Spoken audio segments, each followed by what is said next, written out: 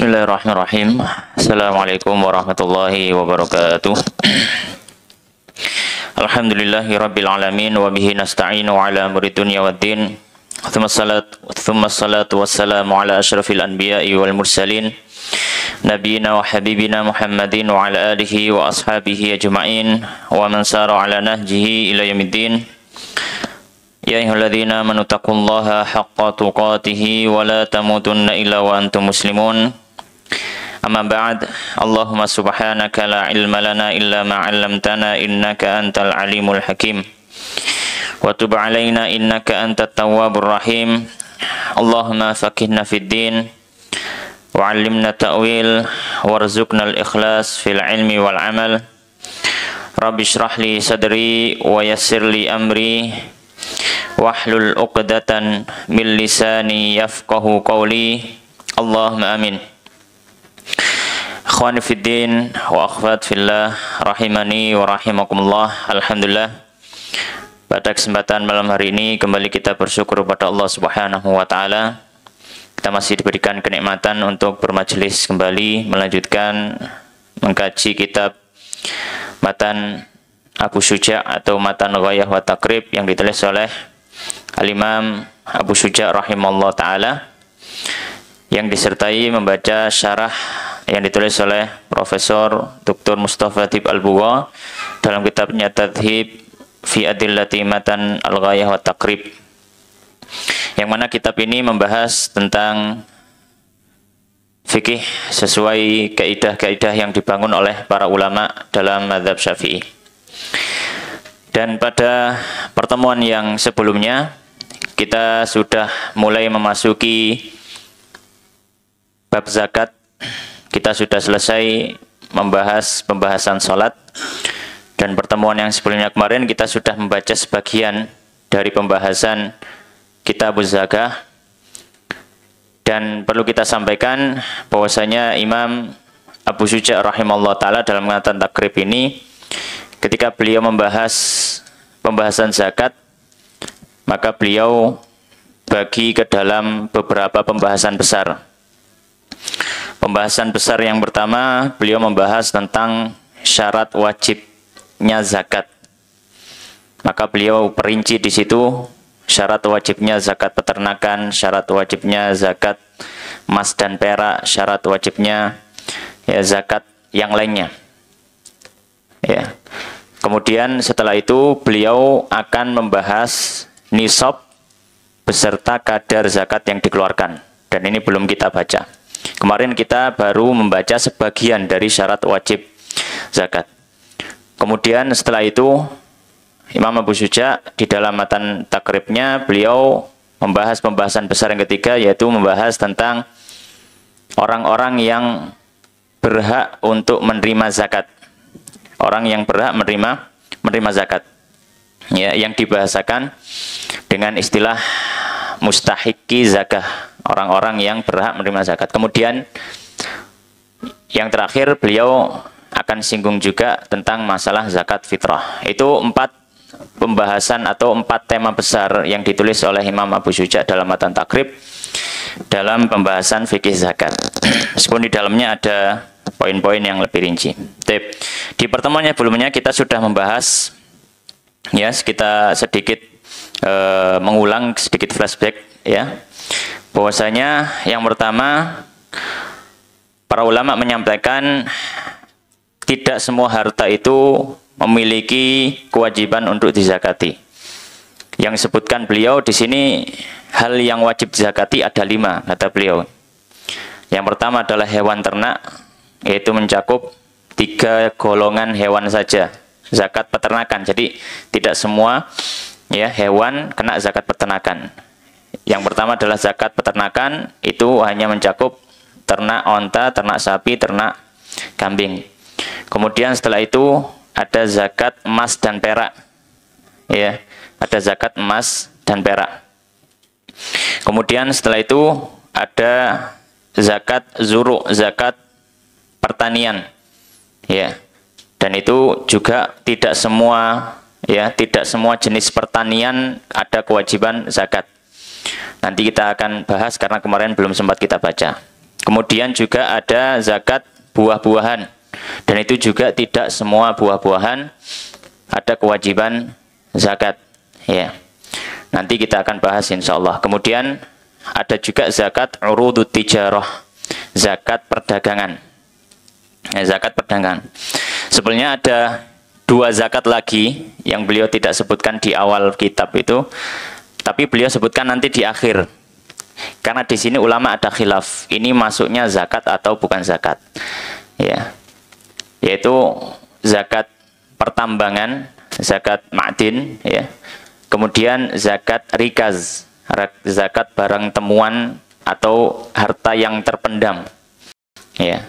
Dan nanti akan disinggung oleh musannif rahimahullah taala. Kemudian kemarin kita sudah menyebutkan tentang syarat wajibnya zakat, dan yang kita sudah baca adalah syarat wajibnya zakat peternakan. Ya. Di antara syarat wajibnya zakat peternakan adalah orang itu adalah seorang muslim.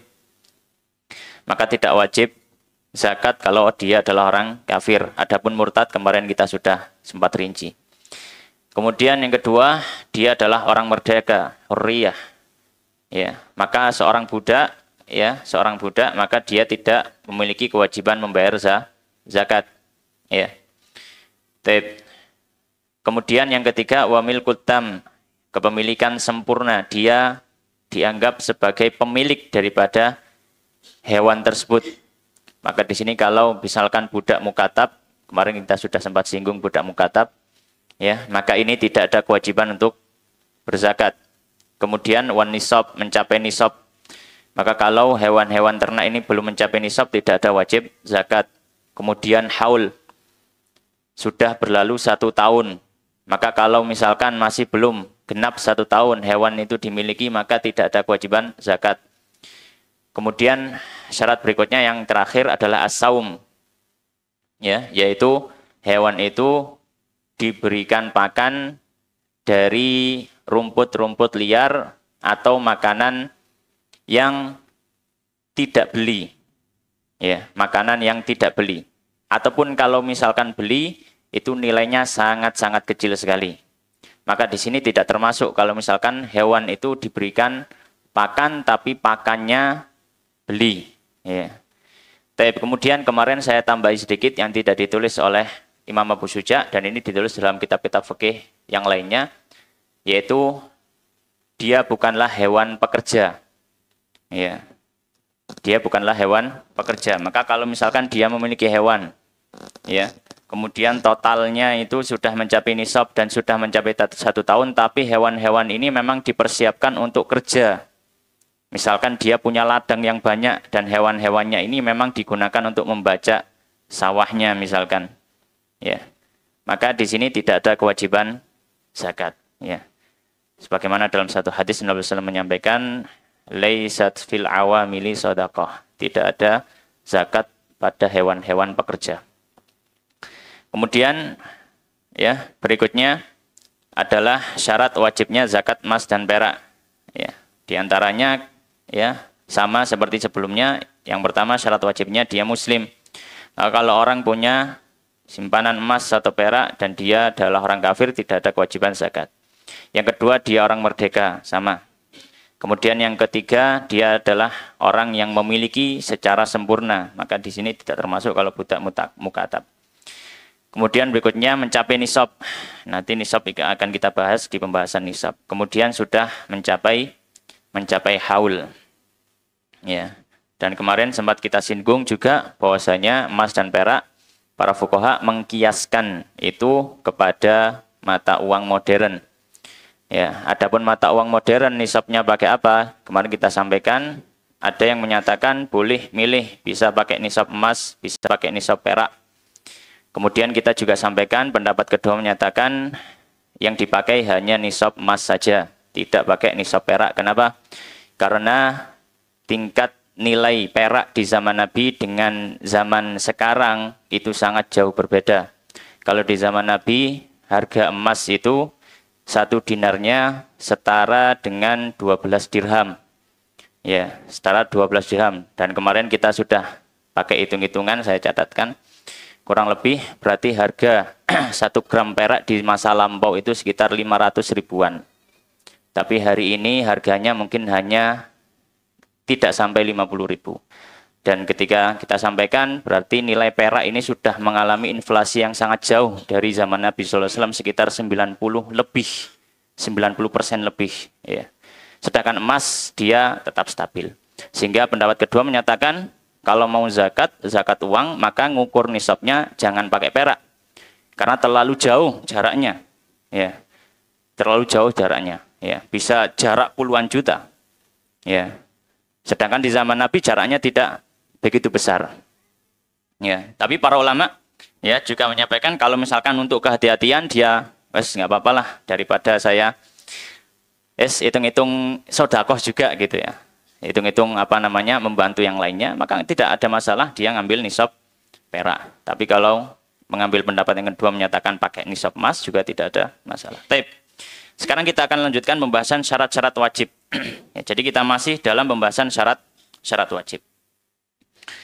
Baik. Bismillahirrahmanirrahim. Maka di sini beliau melanjutkan syarat-syarat wajib. Qala al-musannifu rahimallahu ta'ala wa nafa'na bil-ilmi fid dunya wal akhirah wa dakhalahu fasya jannatihi wa taghammadahu bi rahmatihi Allahumma amin. Wa amma az-zuru'u, dan adapun pertanian, ya, zakat pertanian. Maksudnya pertanian di sini adalah zakat tanaman selain buah-buahan. Ya, yang dimaksud pertanian ini adalah zakat tanaman selain buah-buahan. Maka kata beliau, wa amma az-zuru'u, adapun pertanian, hasil pertanian, fatajibu, maka wajib az-zakatu, zakat fiha, di dalamnya, bithalasi syara'id, dengan 3 syarat. Ya, zakat pertanian menjadi wajib ketika 3 syarat terpenuhi. Apa saja?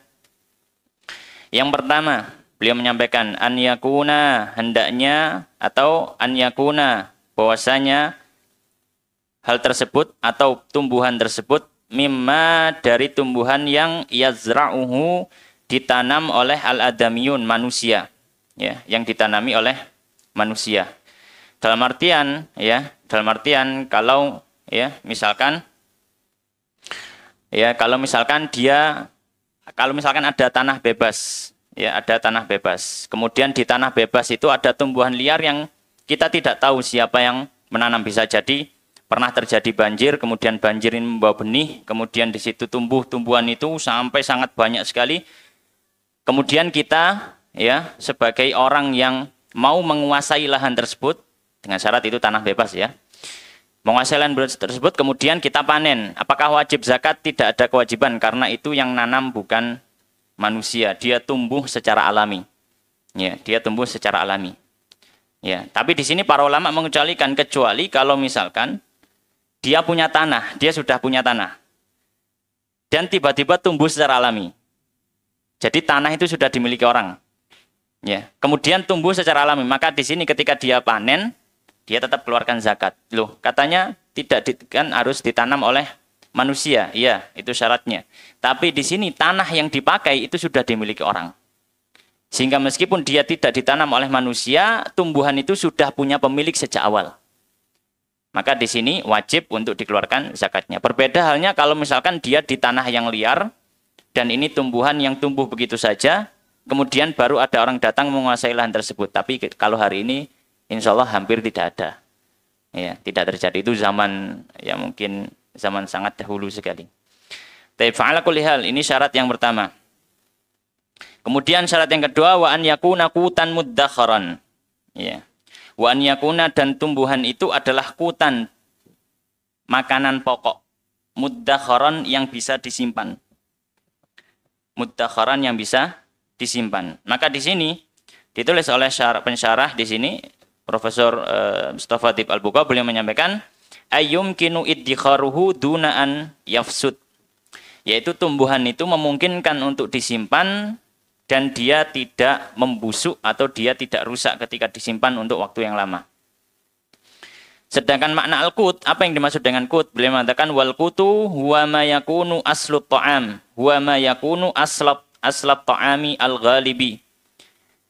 Qut itu adalah makanan pokok, ya, yang menjadi keumuman, ya, li ahlil baladi, untuk penduduk satu tempat. Ya. Dan yang dimaksud di sini kita lebih perjelas, kata beliau, lebih diperjelas, wal murad, maksudnya di sini seperti al-qamah wasyair wal hims wal ful wa nahwi dzalika, yaitu dia adalah semacam gandum dan juga kacang-kacangan dan yang semisalnya. Maka di sini para ulama menyampaikan, yang kedua, tanaman yang dikeluarkan zakatnya itu adalah makanan pokok yang bisa disimpan lama. Dengan bahasa yang lain yang lebih menjelaskan, dia adalah biji-bijian untuk makanan pokok. Dia adalah biji-bijian untuk makanan pokok. Baik. Oleh karenanya para ulama menyampaikan, kalau seandainya dia makanan pokok, tapi dia bukan biji-bijian. Misalkan apa? Misalkan makanan pokok daerah itu adalah daging. Para ulama menyampaikan, tidak dikeluarkan zakat dagingnya. Nggak ada zakat dagingnya. Ya. Atau misalkan ya, tumbuhan apapun selama dia bukan makanan pokok, maka tidak ada kewajiban zakat pertaniannya. Misalkan apa? Misalkan adalah tebu. Ya, sangat masyhur di tempat kita, tebu. Maka tebu ini adalah salah satu komoditas pertanian. Tapi dia bukan menjadi bahan makanan pokok. Maka tidak ada zakat pertanian dari tanaman tebu, tidak ada. Ya. Ataupun yang lain sebagainya. Maka di sini kita juga bisa ya, kita juga bisa menjawab ya dari apa yang disampaikan oleh para fuqaha, bahwasanya dia adalah biji-bijian dari biji-bijian. Kalau misalkan makanan pokok dari tempat tersebut adalah sagu. Dan kita tahu sagu diambil dari mana? Batang pohon. Seperti daerah-daerah timur di tempat kita. Maka apakah ada zakat sagu? Tidak ada. Ya, tidak ada. Maka di sini syarat yang kedua, tumbuhan itu dia adalah biji-bijian dan digunakan sebagai bahan makanan pokok. Kemudian beliau menyampaikan syarat yang ketiga, wa an yakuna nisaban, dan sudah mencapai nisab. Ya, dan sudah mencapai nisab. Ini syarat yang ketiga. Maka kalau misalkan tanaman yang dipanen itu tidak mencapai nisab, maka tidak ada kewajiban zakat pertanian itu. Tidak ada wajib zakat pertanian itu. Kemudian beliau menyinggung berapa nisab zakat tanaman ini. Ya. Sebenarnya nanti beliau akan singgung juga, tapi di sini beliau akan bahas sendiri, tapi di sini sudah beliau singgung duluan, tapi tidak apa-apa. Wahwa yaitu khamsatu ausuk la kishra 'alaiha. Nisabnya zakat pertanian itu adalah 5 wasak. Ya, 5 wasak la kishra 'alaiha, tanpa kulit. Ya. 5 wasak itu tanpa apa? Tanpa kulit. Ya. 5 wasak ini berapa? Kalau ukuran basnas itu sekitar 653 kg. Ukuran basnas ya. Kalau pakai beras, kita yang gampang saja, yang tasawurnya atau gambarnya lebih mudah, ya misalkan beras, maka beras ini nisabnya sesuai aturan basnas 653 kg, berarti 6,5 kintal.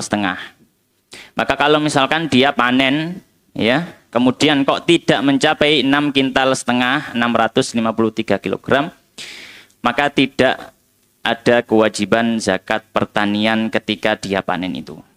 Ya, ketika dia panen itu. Taib. Kemudian beliau menyampaikan di sini, ya. Wa amma thimar, adapun kalau dia adalah dari buah-buahan. Ya. Dia adalah dari buah-buahan. Maka beliau menyampaikan, adapun kalau tanaman itu adalah buah-buahan, maka beliau menyampaikan fatajibu, maka wajib az-zakatu zakat fi syai'aini, di dalam 2 macam minha, dari buah-buahan. Yang pertama, buah yang wajib keluar zakat pertanian, zakat pertaniannya adalah thamaratun nakhli, buah dari pohon kurma. An-nakhl itu pohon kurma. Maka di sini ya kurma ada zakatnya dan kurma masuk kategori buah. Masuk kategori buah. Kemudian yang kedua wa thamaratul karmi. Ya, wa thamaratul karmi. Dan buah dari pohon anggur. Al-karm itu pohon anggur. Ya. Baik.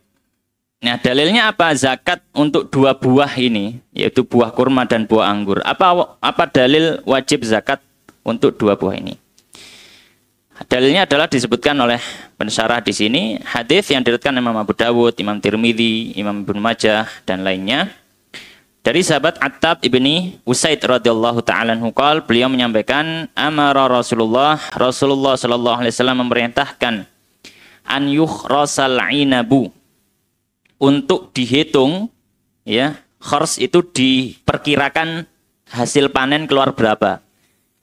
Ya, jadi orang Arab itu, para petani-petani di Madinah ya, itu ada orang-orang yang dibahasakan dia sebagai kharis, yaitu orang yang bisa menakar kira-kira pohon ini dengan melihat jumlah buah yang ada. Kalau panen jatuhnya nanti dapat berapa sok gitu. Itu sudah bisa ditakar ketika buahnya masih ada di pohon. Ya.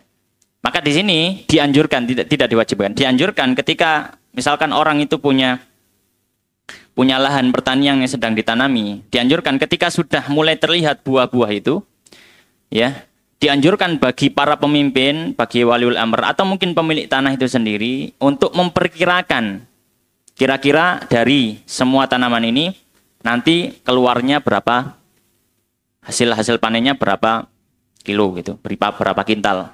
Kalau misalkan ada yang naker gitu. Di zaman Nabi ada orang-orang yang memiliki kemampuan semacam itu. Ya karena ya bukan kesaktian ya. Ini sudah ilmu katon gitu. Saking seringnya berinteraksi ya sudah tahu gitu diperkirakan. Baik. Maka kata Nabi SAW ya, kata sahabat Attab, amara Rasulullah SAW an yukhrasal inab. Nabi SAW memerintahkan supaya buah-buah kurma itu diperkirakan hasil panennya. Kama yukhrasun nakhlu, sebagaimana diperkirakan juga hasil panen dari buah-buah anggur, sebagaimana diperkirakan juga dari buah-buah kurma. Ya. Wa tu'khadhu zakatuhu zabiban, dan nanti diambil zakatnya dalam bentuk ketika sudah menjadi kismis zabib. Kama tu'khadhu shadaqatun nakhli tamron, sebagaimana juga diambil zakatnya, zakat kurma ketika sudah menjadi kurma yang kering. Ya. Baik. Maka di sini para ulama menyampaikan, ya,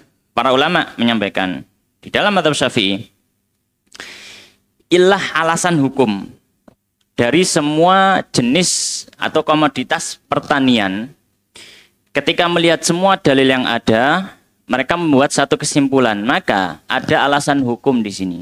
Kenapa kok sampai dikeluarkan zakat? Apa alasan hukumnya ada zakat pertanian? Alasan hukumnya adalah karena dia adalah bahan makanan pokok.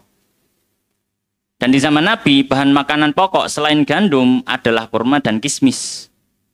Di zaman Nabi. Ya. Maka kurma dan kismis juga masuk dalam kategori yang wajib dizakati. Tapi sekarang muncul pertanyaan. Kalau Ustadz misalkan alasan hukumnya adalah karena dia jadi bahan makanan pokok. Masalahnya sekarang sudah tidak ada lagi penduduk yang menjadikan kurma bahan makanan pokok. Ya. Bahkan orang Arab sendiri tidak akan kenyang cuma makan kurma. Wong biasane unta siji dikai kurma. Ya, nggak akan kenyang makan kurma. Kalau zaman Nabi, kata Sayyidah Aisyah, kami hidup bersama Nabi beberapa purnama, di rumah itu cuma ada air sama kurma. Ya memang makanan pokoknya itu, salah satunya adalah kurma. Juga kismis menjadi bahan makanan pokok. Nah pertanyaannya, sekarang ini dia sudah tidak jadi bahan makanan pokok. Kenapa kok masih diambil zakatnya? Ya, bukankah alasan hukumnya tadi adalah dia bahan makanan pokok? Maka di sini kita tahu kita harus mengetahui lebih dalam lagi. Para ulama usul fikih ketika membahas masalah dalam bab qiyas, masalah ilah hukum. Ketika kita sudah mengambil sebuah kesimpulan alasan hukum dari sesuatu dengan melihat semua dalil yang ada. Maka para ulama menyampaikan, kalau misalkan ada perubahan dari dalil-dalil itu, ilah hukum tidak bisa membatalkan nas. Maka di sini meskipun kurma dan anggur itu sudah tidak menjadi bahan makanan pokok, dia tetap dikeluarkan zakatnya. Kenapa? Karena ilah hukum yang hasil istimbat manusia tidak bisa membatalkan nas. Ya. Makanya di antara syarat dalam qiyas adalah anna takunal illatu ta'udu 'alan nasi bil butlan. Tidak boleh ilah itu membatalkan nasnya. Saya kasih contoh yang lain. Ya nggak apa-apa, ini sedikit pelajaran usul fikih ya. Contoh yang lain, misalkan zaman dulu emas dan perak itu jadi alat tukar. Emas dan perak itu jadi alat tukar. Sehingga apa? Sehingga emas dan perak itu masuk nanti dalam kategori barang ribawi. Kalau ditukar satu jenis dan ilahnya sama, yaitu ilahnya dia adalah mata tukar di alam di masa itu, maka harus sama persis. Ya. Sebagaimana dalam hadis yang masyhur. Nah, masalahnya hari ini emas itu tidak menjadi alat tukar. Maka bolehkah orang tukar emas dengan nilai yang tidak sama? Karena dia sudah bukan menjadi alat tukar.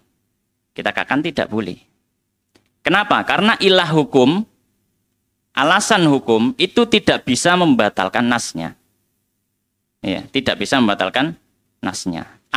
Ilah hukum itu fungsinya adalah untuk menarik hal-hal yang lain sama sehukum dengan nasnya. Itu bukan untuk membatalkan nas. Al-kulihal, ya kita kembali ke sini. Maka di sini dalam mazhab Syafi'i perlu kita ketahui, dalam mazhab Syafi'i komoditas pertanian yang wajib zakat hanya biji-bijian sebagai bahan makanan pokok, ya, serta buah kurma dan buah anggur. Selain itu tidak ada zakat pertanian. Ya, mau tebu, buah yang lain nggak ada.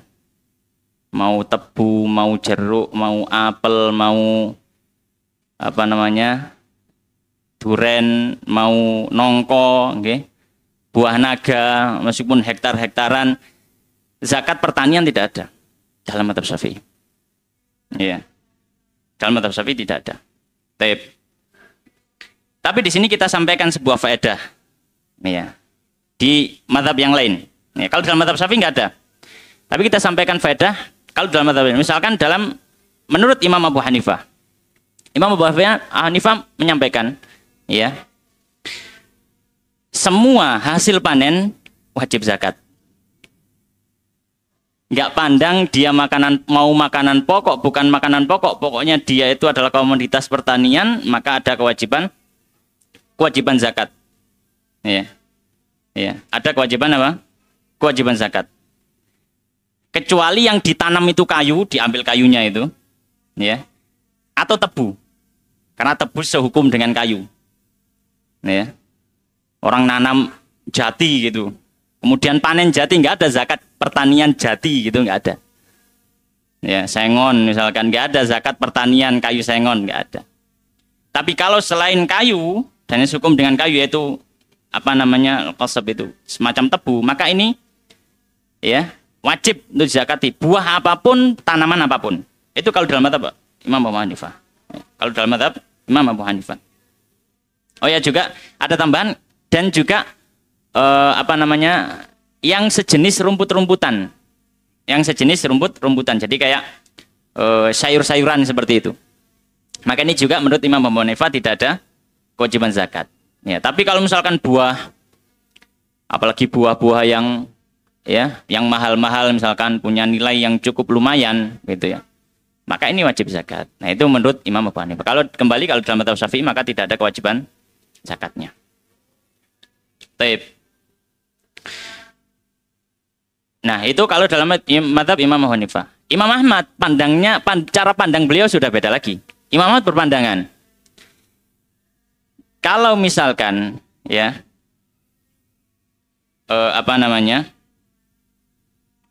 kalau misalkan tanaman itu ditaker atau ditimbang maka wajib zakat. Ya, untuk penjualannya itu loh. Pokoknya dia hasil panen. Kemudian untuk jualnya itu ditaker atau ditimbang, maka dia wajib zakat. Apapun, tidak memandang mau makanan pokok atau tidak. Jadi selama dia ditaker atau ditimbang maka wajib zakat. Ya. Dan hal ini ya disampaikan ya bisa kita lihat dalam kitab Busyrul Karim Syarah Muqaddimah Ad-Dramiyah. Adapun Imam Malik berpendapat sama seperti mazhab Syafi'i. Selama dia bukan makanan pokok maka tidak ada kewajiban zakat pertanian. Ya, tidak ada zakat pertanian. Taib. Kemudian beliau menyampaikan, syarat wajib zakat. Ya, kalau tadi kan zakat pertanian yang seperti apa? Nah, sekarang kapan seorang itu punya kewajiban untuk mengeluarkan zakat pertaniannya? Maka kata beliau, wa syaraitu wujubiz zakah, dan syarat kewajiban dalam zakat fiha di dalam komoditas pertanian yang wajib zakat dengan kriteria yang sudah disebutkan, arba'atu asya, ada 4. Yang pertama al-islamu, Islam. Dia muslim. Maka orang kafir meskipun dia nanam padi, nanam kurma, nanam bahan makanan pokok gandum, maka tidak ada kewajiban zakat. Ya. Wal hurriyah, dia orang merdeka, ya. Maka seorang budak, ya, dia tidak memiliki kewajiban zakat. Ya, seperti budak muba'at. Separuh dirinya budak, separuh dirinya orang merdeka. Dia punya harta, maka dia gak ada kewajiban apa zakat. Wal milkut tam, dan kepemilikan sempurna, maka di sini tidak termasuk kalau misalkan dia budak mukatab. Ya, budak mukatab yaitu budak yang sudah berakad kitabah, yang ingin bayar untuk kemerdekaan dirinya. Kemarin kita sudah bahas itu cukup rinci. Kemudian yang terakhir, yang keempat, wan nisab, dan nisab. Maka tidak ada kewajiban membayar zakat ketika tidak mencapai apa? Mencapai nisab. Baik. Kemudian beliau mengatakan qala al-musannifu rahimallahu taala wa amma urudut tijarah. Ya. Dan adapun komoditas dagang. Ya, komoditas dagang. Maka di sini karena dia komoditas dagang berlaku untuk apapun. Berlaku untuk apapun. Ya, maka kita sampaikan bisa jadi orang punya ternak, dia nggak kena zakat ternak.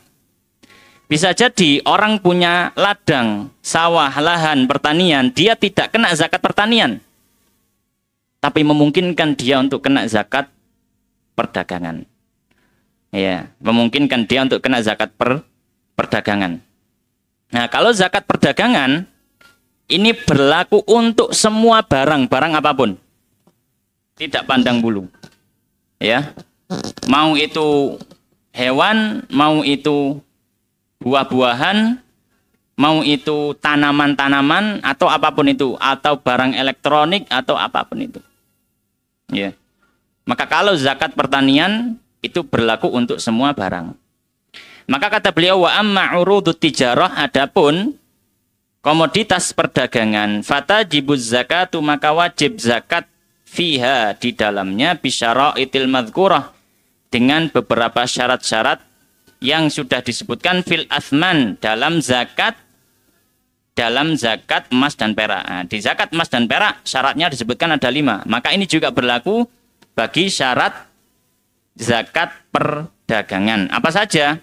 Berarti yang pertama syarat wajibnya dia adalah muslim. Maka orang kafir tidak ada kewajiban zakat perdagangan. Yang kedua hurriyah, dia orang merdeka, bukan budak. Ya. Merdeka seutuhnya. Maka tidak ada kewajiban kalau misalkan dia budak. Kemudian al-milkul tam, kepemilikan secara sempurna. Maka kalau budak mukatab tidak ada kewajiban zakat perdagangan. Ya. Kemudian wan nisab. Ya. Nisabnya bagaimana? Nisabnya ini ya. Nanti akan kita bahas di nisab pembahasan nisab zakat perdagangan. Ada pembahasan nisab sendiri. Kita belum bahas nisab-nisab dan juga kadar zakat. Kita baru membahas syarat-syarat wajib zakat dan perincian apa saja yang wajib zakati gitu. Kemudian terakhir adalah haul, ya, yaitu sudah berlalu 1 tahun sejak mulai dia melakukan perdagangannya itu, atau ada niatan dia sudah memperdagangkan barang tersebut. Kalau tidak terpenuhi syarat ini maka tidak ada kewajiban zakat, ya, tidak ada kewajiban zakat. Dan di sini, ya, pensyarah menjelaskan, ya, adapun zakat perdagangan ini tajibuz zakatu fi bisyaraitil madhkurah fil athman, maka di sini Syekh Mustafa Tib Al-Bugha beliau menjelaskan wal aslu fi wujubiz zakati fiha, dan dalil dari kewajiban zakat perdagangan. Apa dalilnya?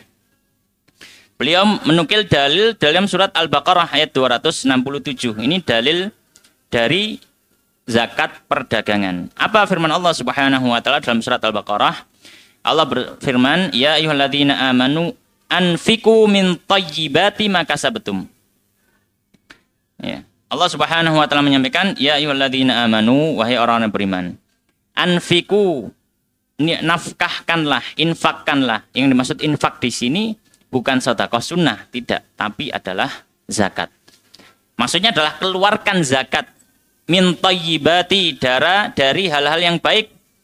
Maka kasabetum, apa yang sudah kalian dapatkan. Kasabetum yaitu dari hasil, ya, dari hasil perdagangan kalian.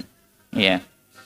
Oleh karenanya beliau juga menukil tafsiran dari para ulama, di antaranya Imam Mujahid dalam tafsir At-Tabari. Imam Mujahid menyatakan nazalat fit tijarah, ayat ini turun berkenaan dengan perdagangan.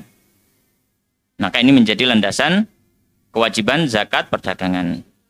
Wa qala an-Nasafi fi tafsiriha. Imam An-Nasafi dalam tafsirnya, tafsir An-Nasafi, beliau menyampaikan wa fihi dalilu wujubiz zakati fi amwali tijarah. Maka ayat ini, kata beliau, menjadi dalil kewajiban zakat perdagangan. Ya. Dalil yang lain disebutkan oleh Imam Abu Dawud, ya, dalam kitab sunannya dari sahabat Samurah bin Jundub radhiyallahu ta'ala anhu, qala beliau mengatakan amma ba'du. Ya. Dan setelahnya, fa inna Rasulullah, sesungguhnya Rasulullah sallallahu alaihi wasallam, kana ya'muruna, beliau dulu memerintahkan kami an nukhrija shadaqah, untuk mengeluarkan sedekah, maksudnya zakat, untuk mengeluarkan zakat minal ladzi, dari barang yang nu'iddu lil bai'i, kita persiapkan untuk jual beli. Wal murad bis shadaqah az-zakah, dan maksud dari sedekah di sini adalah zakat. Ya, maka di sini, ya, beliau sampaikan dalil tentang zakat perdagangan. Kemudian sebelum kita memasuki pembahasan yang berikutnya, ya, pembahasan besar yang berikutnya, itu pembahasan tentang nisab, ya, ada beberapa hal yang kita ingin sampaikan, ya. Di antaranya yang pertama, dalam zakat pertanian tadi tidak ada syarat haul. Dalam zakat pertanian tidak ada syarat haul. Maka kita sampaikan, adapun zakat pertanian, hukum asalnya gini, hukum asalnya zakat itu harus memenuhi haul dulu, kecuali yang dikecualikan. Termasuk yang dikecualikan adalah pertanian. Apa alasan kok dikecualikan? Karena ada dalil. Apa dalilnya? Al-Quran. Allah Subhanahu wa taala menyampaikan fa'tu haqqahu yauma hasadi. Keluarkan haknya pada hari kamu memanennya. Maka zakat pertanian ini tidak memandang haul, tidak menunggu 1 tahun, ya. Tapi kapan? Ketika setiap panen. Ketika setiap panen, ya. Oleh karenanya para ulama menyampaikan, ya, para ulama menyampaikan, kalau misalkan ketika dia panen, hasil panennya tidak mencapai nisab, hasil panennya tidak mencapai nisab, ya, maka dia catat dulu. Apa fungsinya mencatat? Ya, nanti ada fungsinya mencatat. Dicatat dulu berapa hasilnya. Karena gini, karena bisa jadi untuk panen berikutnya itu nggak sampai nunggu 1 tahun. Iya, nggak nyampe nunggu 1 tahun. Oleh karena para ulama menyampaikan, kalau misalkan tanaman itu adalah tanaman yang 1 tahun bisa dipanen 2 kali atau lebih, maka hasil panen diakumulasikan. Hasil panen ditotal semua. Nanti kalau sudah ditotal, kok tidak nyampe nisab, nggak ada kewajiban zakat. Ya, misalkan, ya kalau padi itu kan setahun bisa panen 2 kali. Ya, misalkan panen pertama, taruhlah panen pertama di bulan Juni misalkan. Ya, panen pertama di bulan Juni. Kemudian setelah itu, ya, dia di bulan Juni ini hanya dapat sekitar 3 wasak misalkan. Karena tadi nisabnya 5 wasak, 3 wasak. Atau gampangnya dia cuma dapat sekitar mungkin 3 kintal misalkan. Ya. Kan nisabnya 6,5 kintal. Kemudian dia catat dulu. Dia tandur lagi, dia nanam lagi dan seterusnya. Kemudian setelah itu, ya, dia panen lagi. Ya, misalkan panen lagi bulan apa? Misalkan dia panen lagi bulan Februari misalkan. Maka bulan Februari berapa hasil panen? Misalkan dihitung hasil panennya dapat 3 wasak lagi. Misalkan dapat 3 kintal lagi. Ya. Maka di sini baru dapat 6. Ya, dapat 6 kintal. Oh, Mas nggak ada kewajiban apa? Zakat. Ya. Tapi kalau misalkan panen kedua misalkan dia dapat berapa? 5, dia dapat 4 wasak atau misalkan dia dapat 4 kintal. Maka berarti ini kalau ditotal dengan panen sebelumnya dan ini belum mencapai 1 tahun, dalam artian belum mencapai 1 tahun itu sejak panen yang pertama itu dengan panen berikutnya itu tidak melewati 12 bulan. Itu berarti masih dalam 1 tahun yang sama. Nggak harus ngitung tahunnya ya, tapi ngitung bulannya. Ngitung bulannya. Iya. Maka di sini meskipun tadi di bulan Januari itu tahun yang berbeda, tapi ini belum sampai 12 bulan. Maka di total berarti dapat 7 kintal. Maka yang wajib zakat ketika itu dikeluarkan kadar zakatnya. Taib. Ini poin yang pertama yang ingin kita sampaikan. Taib, mungkin adzan terlebih dahulu. Setelah itu kita lanjutkan sedikit.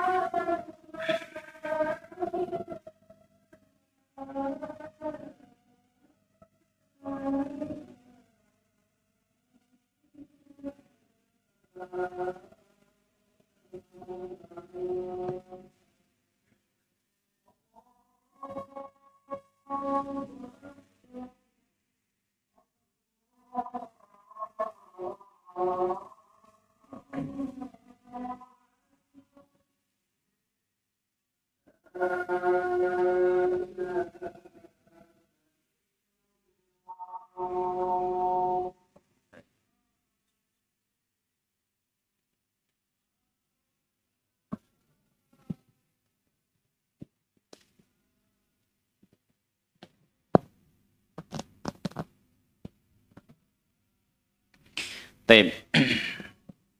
Kita sampaikan tambahan sebelum kita memasuki pembahasan nisab zakat dan kadar yang dikeluarkan. Ada beberapa hal yang berhubungan dengan kewajiban zakat. Ya, syarat wajib zakat. Poin yang perlu kita sampaikan, yang ingin kita sampaikan adalah diantaranya yang pertama tentang harta wakaf.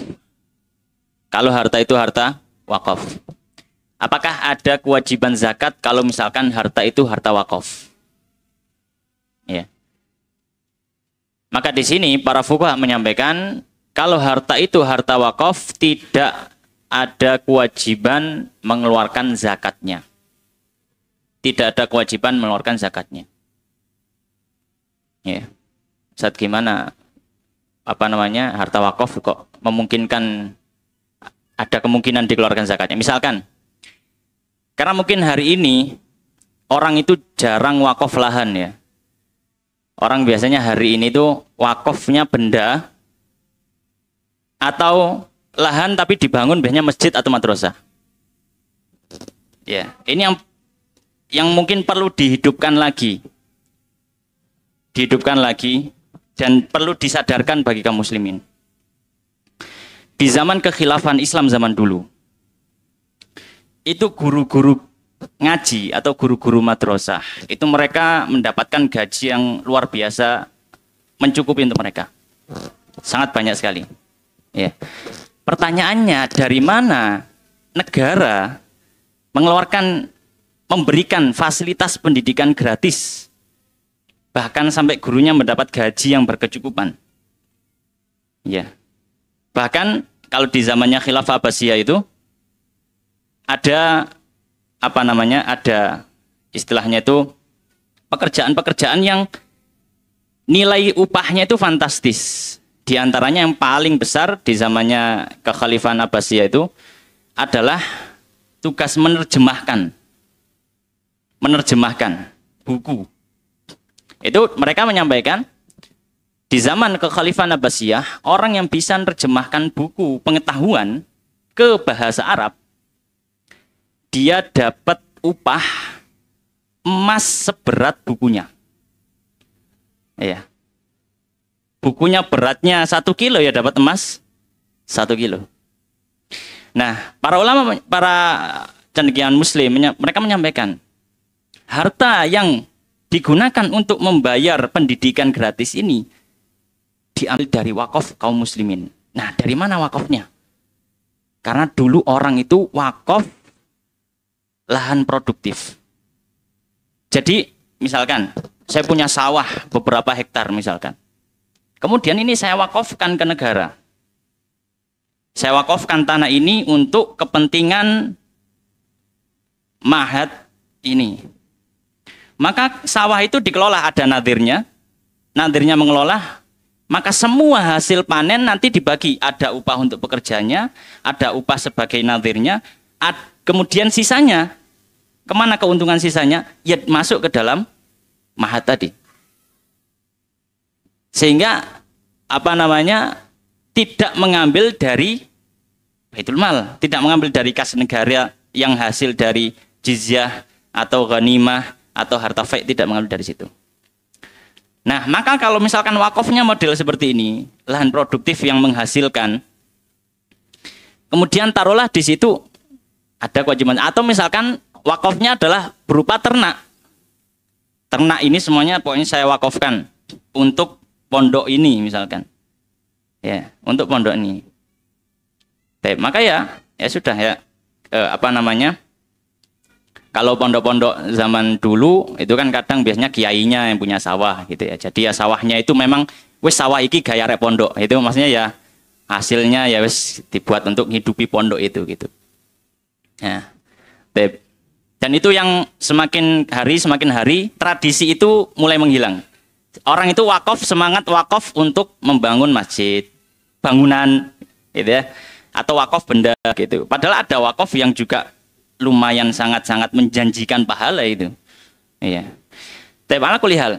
Maka kalau misalkan wakafnya seperti lahan pertanian produktif, maka di sini kan nazir yang mengelola, dia cari pegawai, pekerja, kemudian mempekerjakan dan seterusnya. Nah, nanti ketika panen apakah wajib keluar zakatnya? Para fuqaha menyampaikan tidak ada kewajiban zakat untuk lahan semacam ini. Kenapa? Karena ini lahan wakaf. Meskipun dia panen dapat bertonton, tidak ada kewajiban zakat. Ya. Tapi itu poin pertama yang ingin kita sampaikan untuk lahan wakaf atau apa namanya barang wakaf. Ya. Barang wakaf, maka tidak ada kewajiban zakatnya.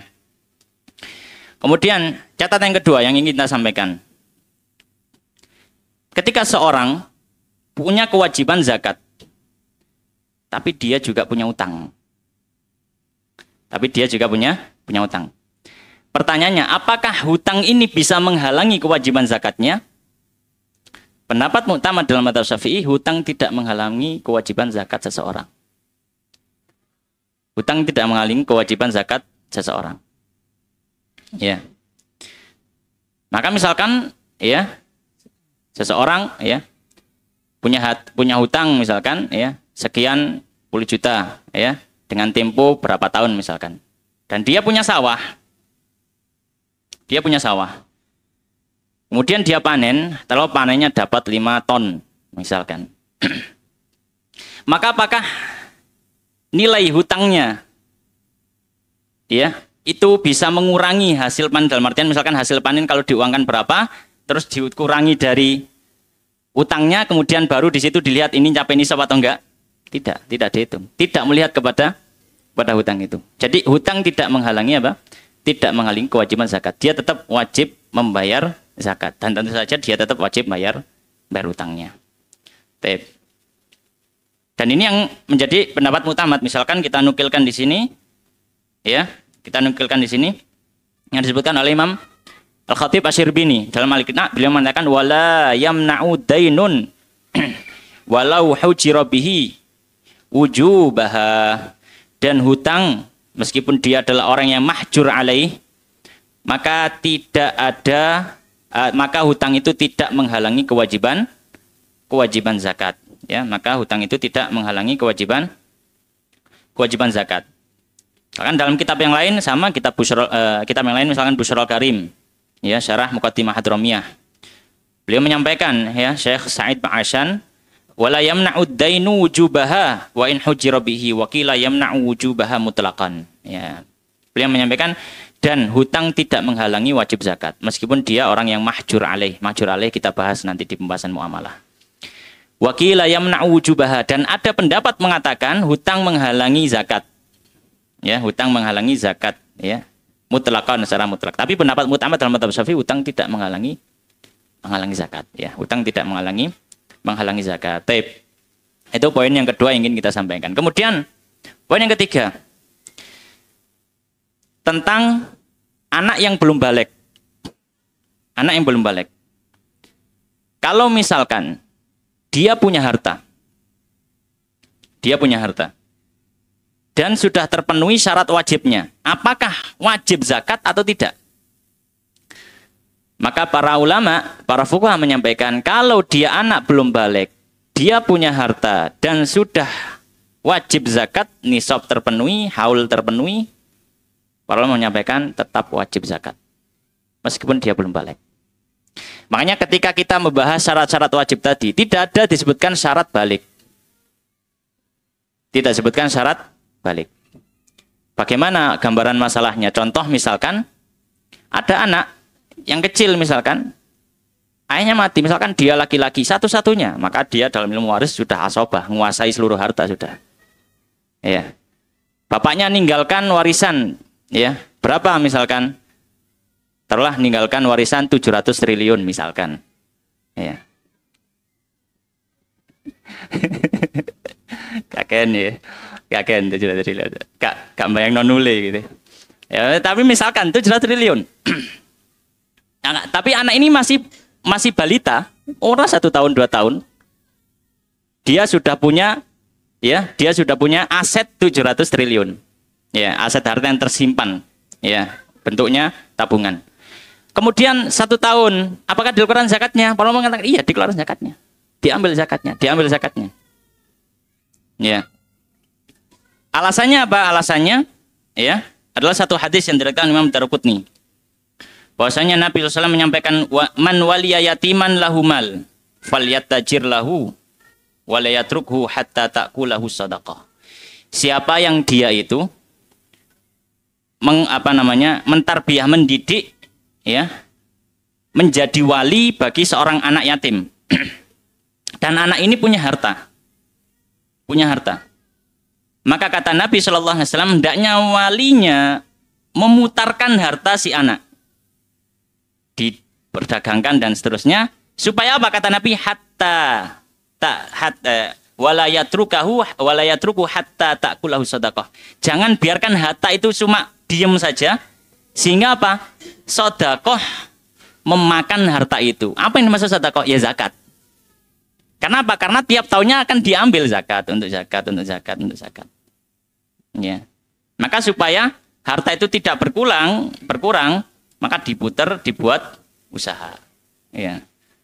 Tip. Kemudian poin berikutnya, ya, poin berikutnya, orang gila, ketika dia punya harta, ya, dia mencapai nisab, dia sudah mencapai haul. Apakah hartanya orang gila juga ada kewajiban zakat? Para fuqaha menyampaikan iya, sama. Kalaupun dia gila, maka dia juga punya kewajiban zakat di hartanya. Yang mengeluarkan siapa? Ya, yang menjadi walinya. Ya, misalkan orang yang gila tapi dia meninggalkan harta, misalkan dia meninggalkan peternakan yang besar, dia meninggalkan pertanian yang besar dan seterusnya. Ya, atau misalkan dia meninggalkan aset dagang yang besar, kemudian dijalankan aset dagang itu, maka di sini ada kewajiban dia untuk membayar zakat, atau dia memiliki simpanan harta. Ya.